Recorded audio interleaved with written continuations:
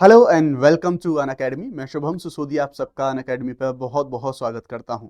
Daily हम लोग पढ़ते हैं, लेकिन आज हम कुछ नई चीजें जानने वाले हैं। ये वीडियो दरअसल एक स्टोरी से रिलेटेड होने वाला है, एक ऐसी स्टोरी जिन चीजों को आप अपने आसपास देखते होंगे, लेकिन इतना जरूर मुझे पता है इस स्टोरी में आपको मजा काफी आने वाला है। दरअसल ये कहानी है धर्मलोक की अदालत की।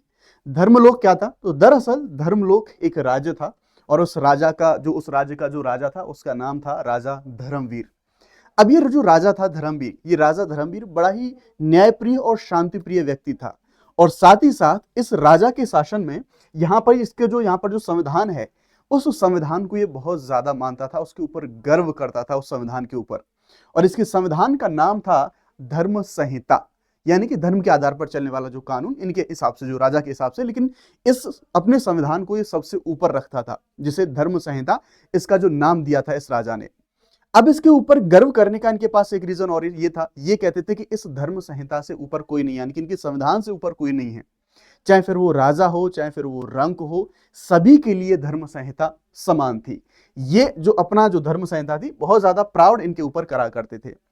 अब जैसे एक राजा होता है, एक शासन होता है, उसका एक राज्य होता है, एक सेना होती है, इसी प्रकार से इस राजा का एक बहुत ही खास सेनापति। अब वो खास सेनापति क्या होता है, एक युद्ध के बाद आता है और वो एक साधारण नाई उसके जो सलून है उस सलून पे जाता है और अपने बाल कटवाने के लिए जाता है। अब आप लोग जानते होंगे कि जब भी हम सलून जाते हैं हमें वेट करना पड़ता है, फिर जब भी हम बाल कटाते हैं तो जो सलून वाले भैया होते हैं उनसे बातचीत करने के लिए नॉर्मली हम कुछ डिस्कशन करते हैं, कुछ इधर उधर की चटपटी बातों में हम लोग उलझ जाते हैं, फिर बातें करते हैं टाइम पास करने के लिए, इंटरेस्टिंग कम्युनिकेशन होता है। इसी प्रकार से यहाँ पर जब ये कुछ बातचीतें ऐसी चल रही थी, तो ये जो सलून के बार्बर थे, इन्होंने सेनापति के ऊपर एक मजाकिया कमेंट कर डाला। और इन्होंने कमेंट किया कि सेनापति जी, आपके बाल कुछ ऐसे हैं जैसे मैदान की झाड़ियां, इनको काटने में बड़ी प्रॉब्लम हो रही है, अच्छे से ये कट ही नहीं रहे हैं। पर वो ठहरा सेनापति। हालांकि ये बात पूरे मजाक में बोली गई थी, लेकिन सेनापति को ये बात हजम नहीं हुई। सेनापति कुछ इस मोड में आ गए कि अभी रुक, तुझे बताता हूं मैं। उसके बाद सेनापति ने अपनी सेना बुलाई, कुछ सैनिक बुलाए अपने, और तुरंत ही राजा को गिरफ्तार कर लिया, उनको तुरंत अरेस्ट करवा लिया। और यहाँ पर सेनापति ने इस चीज को इतना ज्यादा पर्सनली ले लिया और इन्होंने इस चीज को बोला कि अच्छा, अगर तुमने मेरा अपमान किया है तो ये जो मेरा अपमान किया है ना, ये राजद्रोह के अंतर्गत आता है, हम तुम्हें गिरफ्तार करते हैं और चलो हम तुमको सजा दिलवाते हैं। एक बेचारे गरीब जो नाई था, एक जो गरीब बार्बर था, जिसने सामान्य मजाक किया था, जो उसकी डेली की आदत थी, उसको इस चीज के लिए अरेस्ट कर लिया गया, एक मजाक के लिए उसको यहाँ पर अरेस्ट कर लिया। अब जब ऐसा हुआ तो ये जो बार्बर था, इस बार्बर की जो वाइफ थी, वो गिड़गिड़ाती हुई राजा के पास पहुंची, राजा की शरण में पहुंची, बोली कि माफ कर दो, वो तो उनका काम है, बस वो मजाक कर रहे थे, उन्होंने कोई राजद्रोह नहीं किया, उनसे कोई गलती नहीं हुई, उन्होंने केवल एक मजाक किया था, बस उनको उनके साथ गलत हुआ है, गलत तरीके से उनको पकड़ा गया, आप कृपया करके उनको रिहा कर दो। राजा ने कहा, मेरा सेनापति है, कोई आम व्यक्ति तो है नहीं, और अगर मेरे सेनापति ने किसी व्यक्ति को अरेस्ट किया है तो कुछ ना कुछ सोच समझ के किया होगा। इतनी बड़े ओहदे पर, इतनी बड़ी पोस्ट पर कोई व्यक्ति बैठा हुआ है, तो वो व्यक्ति ऐसी तो कुछ गलत नहीं कर देगा। तभी क्या होता है, जो राजा का पूरा दरबार था, पूरे दरबार में से एक व्यक्ति उठते हैं, और उन व्यक्ति जो कौन थे, ये व्यक्ति वो दरअसल जो न्यायाधीश का काम करते थे, जो न्याय का काम करते थे, वो उठते हैं और वो राजा से कहते हैं, नहीं महाराज, ये चीज गलत है। जरूरी नहीं है कि एक जो व्यक्ति है वो व्यक्ति हमेशा ही सही हो। चूंकि जो बार्बर था उसको सीधे अरेस्ट कर लिया गया, उसको गिरफ्तार कर लिया गया, ना तो उसका पक्ष भी हमने नहीं सुना, सच्चाई भी हमने नहीं जानी, क्योंकि हमारे यहाँ पर कानून का शासन है, हमारे यहाँ पर धर्म का शासन, धर्म संहिता है, उसका शासन है, और वो ये कहता है कि सभी लोग बराबर हैं, यानी कि उसको सुनवाई का पूरा अधिकार है। तो यहां पर बोला गया कि अगर एक सैनिक भी कानून से ऊपर हो गया तो कल को कोई आमजन सुरक्षित नहीं रहेगा।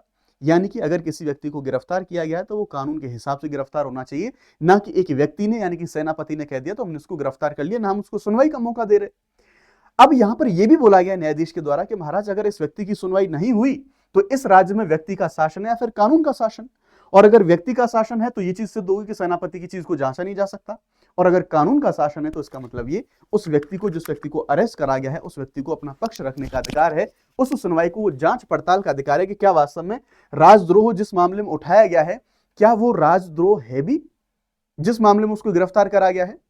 अब जब ये सारी चीजें चल रही होती हैं तो इस मामले में यहां थोड़ी जो तीखी बहस है, मंत्री को भी लगता है कि अच्छा ठीक है, न्यायाधीश अगर जो राजा हैं उनको भी लगता है कि ठीक है, अगर न्यायाधीश ये बात कह रहे हैं तो मुझे इनकी बात को मानना चाहिए। राजा ने तुरंत जो सेनापति थे उनको बुलाया। अब यहां पर जो सेनापति थे उन्होंने एक बात बोली, अच्छा मेरे ऊपर आप लोग डाउट कर रहे हो, अगर दरबार में मेरा अपमान किया गया, अगर मेरे ऊपर कोई कार्रवाई हुई तो ध्यान रखिएगा इस राज्य का सेनापति हूं मैं, अगर मेरे ऊपर कोई भी कैसी भी कार्रवाई होती है तो ये राज्य का, हमारे देश का अपमान होगा, हमारे राज्य का अपमान होगा अगर ऐसा हुआ तो। इनके द्वारा यहां पर इस चीज का ऐसा कुछ जो क्लेम है वो क्लेम यहां पर करा गया। सारी चीजें जांच हुई, देखी गई। तो जब ये सारी डिस्कशन हो रही थी तो फिर न्यायाधीश और सेनापति ये आमने सामने आ जाते हैं। जब इनके द्वारा ये बोला गया कि अच्छा मेरे ऊपर अगर कोई मेरी सुनवाई होगी तो ये फिर राज्य का अपमान हो जाएगा, न्यायाधीश ने तुरंत बोला कि तुमने तो बोल दिया कि तुम्हारा अपमान हो जाएगा, लेकिन ये बेचारे शंभू का क्या, जिसको तुम अरेस्ट करके, यानी कि जो नाई था, जो बार्बर था, जिसको तुम अरेस्ट करके लेके आए हो, क्या वो व्यक्ति नहीं है? क्या उसकी कोई गरिमा नहीं है? क्या उसका कोई सम्मान नहीं है? वो भी तो इसी देश का नागरिक है। रूल ऑफ लॉ यानी कि जो धर्म संहिता, यानी कि उस राज्य का जो कानून था, धर्म संहिता, वहां पर कानून का शासन चलता था। वहां पर जो कानून था, जो धर्म संहिता था, वो सर्वोच्च था, वहां पर कानून का शासन चलता था। और कानून का शासन क्लियरली ये बोलता है कि चाहे राजा हो, चाहे नागरिक हो, सब एक समान है, सभी एक प्लेटफॉर्म पर है। इसका मतलब ये नहीं तुम सेनापति हो तो तुम कुछ भी करो, एक सामान्य नागरिक है तो तुम उसके साथ कुछ भी कर लोगे। ये कानून का शासन है, इसलिए यहाँ पर सब बराबर होंगे। इस तरह से जो थोड़ी सी टकराव है वो टकराव हमें यहाँ पर देखने को मिलता है। अब जब इस पूरे मामले की जांच और पड़ताल होती है तो वैसी कंडीशन में राजा को और जो न्यायाधीशों का जो पूरा पैनल था उसने जब जांच पड़ताल करी तो ये चीज निकल के आई कि सच में जो इस बार्बर को, जो इस नाई को अरेस्ट करा गया था, वो राजद्रोह का मामला नहीं था, वो जस्ट एक हंसी मजाक था। और राजद्रोह का तो उसके ऊपर जबरदस्ती आरोप लगाया गया था। राजा को तुरंत अपना जो गलती है उसका अनुभव हुआ। राजा खड़ा हुआ, राजा ने बोला कि नहीं। अदालत ने तुरंत जो शंभू है यानी कि जो बार्बर था उसको तुरंत रिहा कर दिया, और साथ ही साथ वीरभान यानी कि जो सेनापति था उसको दुरुपयोग ए शक्ति यानी कि आपने अपनी शक्ति का इस्तेमाल गलत तरीके से किया, इसलिए उसको दोषी माना गया और उससे और माफी मांगने और 1 महीने का वेतन गरीबों को दान करने का जो आदेश है उस सेनापति को आदेश दिया गया। राजा ने दरबार में खड़े होकर कहा कि आज मैंने सीखा कि सच्चे राजा की पहचान यही है कि वो खुद को भी कानून के अधीन वो यहां पर माने ना। अब एक जो जरूरी इंफॉर्मेशन है इसके बारे में हम बात कर लेते हैं। अन अकेडमी आप सबके लिए, जो हमारे यूपीएससी के एस्पिरेंट हैं उनके लिए लेके आया है अन अकेडमी यूपीएससी समिट 3.0। ये 5 और 6 जुलाई को होने वाला है ये समिट, लेकिन फ्री ऑफ कॉस्ट है सभी लर्नर्स के लिए। इसमें आपको बहुत सारे रैंकर, सिविल सर्वेंट, बहुत सारे एमिनेंट पर्सनैलिटीज, इंडिया के टॉप एजुकेटर्स आपको गाइड करेंगे, आपको मोटिवेट करेंगे, वो आपको बताएंगे आपको अपनी प्रिपरेशन में कैसे जाना है। लिंक डिस्क्रिप्शन में दिया गया है, जाके अभी रजिस्टर कर लेना सारे के सारे।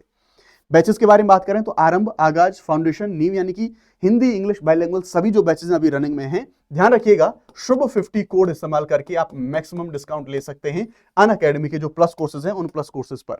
साथ ही आपको ऑप्शनल और जीएस दोनों चीजें साथ में लेनी है तो आप इन सभी ऑप्शनल को अवेल कर सकते हैं। अब ये तो बात होगी राजा की। अब आइए देखते हैं भारत में या फिर आपका इंडियन पॉलिटियन जो कॉन्स्टिट्यूशन सब्जेक्ट है उसके कंटेक्स्ट में आपने इस रूल ऑफ लॉ की जो कहानी थी, इस रूल ऑफ लॉ की कहानी से आपने क्या सीखा। मैं बात करने वाला हूं इस टॉपिक में रूल ऑफ लॉ यानी कि कानून के शासन के बारे में। हो सकता है आप लोग हिंट के माध्यम से थोड़ा सा समझ गए होंगे। रूल ऑफ लॉ की पहली शर्त यह है कानून का शासन। देश में कानून से ऊपर कोई भी नहीं हो सकता, कानून से बड़ा कोई भी नहीं हो सकता। हम यहां पर देखेंगे कि चाहे राजा हो, चाहे गरीब हो, चाहे अमीर हो, किसी भी तबके का व्यक्ति हो, कानून के समक्ष सभी समान रूप से बराबर हैं। आप देख सकते हैं इंदिरा गांधी बनाम राजनारायण केस 1975। राजनारायण ने इंदिरा गांधी के खिलाफ में दरअसल चुनाव में धांधली का आरोप लगाया था 1971 में जब ये इलेक्शंस हुए थे। 1975 में जब हम देखेंगे तो इलाहाबाद हाईकोर्ट ने इसका जो चुनाव है वो चुनाव को अवैध घोषित कर दिया गया, तो उसके साथ में इमरजेंसी वगैरह लगी थी, वैसी सारी चीजें हुई थी। रूल ऑफ लॉ का एग्जाम्पल आप यहां पर समझने की कोशिश कीजिए कि भारत की प्रधानमंत्री होते हुए भी इंदिरा गांधी को न्यायालय के निर्णय के सामने झुकना पड़ा। डजंट मैटर आप किस पोजीशन पे हो, डजंट मैटर आप किस डेजिग्नेशन पे हो, कानून के सामने सब समक्ष उसके सामने सभी बराबर हैं। और यह चीज सिद्ध करती है कि कानून से ऊपर कोई नहीं है, ना व्यक्ति, ना पद, ना कोई और कोई कैसी भी चीज। इस केस में रूल ऑफ लॉ की जो संवैधानिक सर्वोच्चता है और न्यायपालिका की जो स्वतंत्रता है इसको यहां पर सिद्ध करा गया। और ऐसी बहुत सारे केस, ये तो एक पॉजिटिविटी नेगेटिविटी सभी जो पक्ष हम उनको देखने की कोशिश करेंगे। रूल ऑफ लॉ का एक प्रैक्टिकल एग्जांपल देखिए।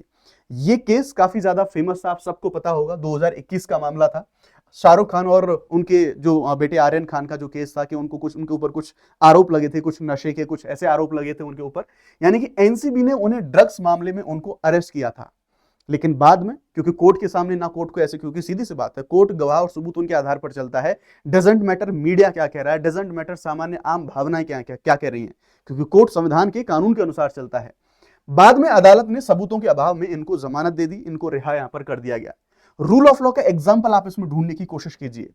जब मीडिया ट्रायल्स हुए, जब भी कुछ होता है तो मीडिया अपना फैसला बहुत जल्दी सुना देती है, एक व्यक्ति को तुरंत दोषी और उसको एकदम पूरी तरह से कि मुक्त घोषित कर दिया जाता है मीडिया के द्वारा।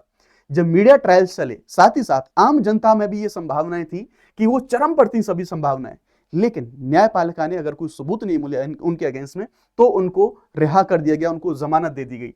यही कानून का शासन है। डजंट मैटर मीडिया क्या कहता है, डजंट मैटर भावनाएं क्या कहती हैं, कानून से ऊपर कोई भी नहीं। ये रूल ऑफ लॉ का एक एग्जांपल आप यहां पर देख सकते हैं।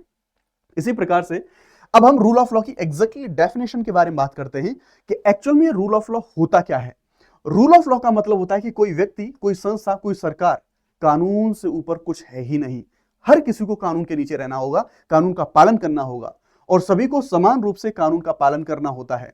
यह सिद्धांत इंग्लैंड के विद्वान एवी डाइसी, उनके द्वारा इसको सबसे पहले स्पष्ट रूप से 1885 में इस पूरे सिद्धांत को यहां पर दिया गया था। राइट।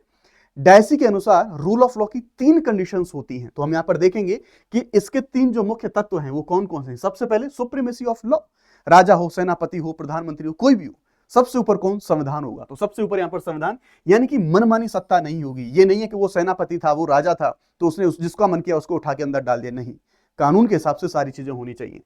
राज्य या फिर कोई व्यक्ति तब तक दंडित नहीं किया जाएगा जब तक कि उसने कानून का उल्लंघन ना किया हो, यानी कि कानून के शासन की बात यहां पर करी जाती है। कानून के समक्ष समानता, इक्वलिटी बिफोर लॉ, आम जनता है, राजा है, सबको समान यहां पर जो अधिकार है वो मिले होंगे। कानून के सामने समान अधिकार प्राप्त है, राजा हो, रंक हो, कोई किसी को विशेषाधिकार प्राप्त नहीं, यानी कि कोई विशेषाधिकार वर्ग नहीं होगा, उसकी अनुपस्थिति होगी। ये रूल ऑफ लॉ के बारे में जो कंडीशन है देखने को मिलती है। निजी अधिकारों की संरक्षण जो है न्यायपालिका के द्वारा, यस, आपको राइट्स मिले हुए, आपको फंडामेंटल राइट्स मिले हुए हैं, आपके कानून का या फिर आपके अधिकारों का उल्लंघन होता है, आप सीधे कोर्ट जा सकते हैं। ठीक है। अधिकारों की रक्षा न्यायपालिका द्वारा करी जाती है। साधारण अदालतें ही नागरिक अधिकारों की रक्षा करती हैं। आप जानते हैं अगर आपके फंडामेंटल राइट का अगर वायलेशन होता है, आप डायरेक्टली सीधे सुप्रीम कोर्ट 32 के तहत और आप हाई कोर्ट 226 के तहत जा सकते हैं, रिट इश्यू करवा के आप अपने अधिकारों का संरक्षण करवा सकते हैं ना। ये जितनी रूल ऑफ लॉ के बारे में हमने बात करी, इंडियन कॉन्स्टिट्यूशन में रूल ऑफ लॉ कहां कहां रिफ्लेक्ट होता है, एग्जैक्टली आप इसके एग्जांपल कहां से दे सकते हैं। आर्टिकल 14, आर्टिकल 14 हमारा क्या कहता है, तो अनुच्छेद 14 हमारा कहता है कि विधि के समक्ष समता। अभी भी तो हम रूल ऑफ लॉ में यही बात कर रहे थे ना कि कानून के समक्ष सभी बराबर होंगे, सेम चीज यहां पर देखने को मिल रही है। कानून के समक्ष समता यानी कि इक्वलिटी बिफोर लॉ। आर्टिकल 21 यानी कि सभी को अधिकार हैं। ये नहीं कि अगर आपने किसी ने कोई क्राइम नहीं किया, वहां पर बार-बार ने कोई क्राइम नहीं किया था, आप उसको उठा के ले आए, नहीं, सभी को जीवन जीने का अधिकार, यानी कि जीवन और व्यक्ति की स्वतंत्रता का संरक्षण। जब तक किसी ने रूल या फिर विधि का अतिक्रमण नहीं किया, आप उसे कोई भी कैसी भी सजा नहीं दे सकते। आर्टिकल 32 मूल अधिकारों की रक्षा करने के लिए सुप्रीम कोर्ट का संरक्षण, यानी कि आपके अधिकारों की रक्षा करने के लिए सुप्रीम कोर्ट यहां पर जो न्यायपालिका है वो न्यायपालिका यहां पर बैठी हुई है। तो ये सभी जो एक एग्जाम्पल है या फिर हमारा जो पूरा कॉन्सेप्ट है, इस स्टोरी के माध्यम से हमने रूल ऑफ लॉ को समझने की, पढ़ने की कोशिश करी। होपफुली डेफिनेटली आपको सारी चीजें समझ में आई होंगी। कमेंट में मुझे जरूर बताना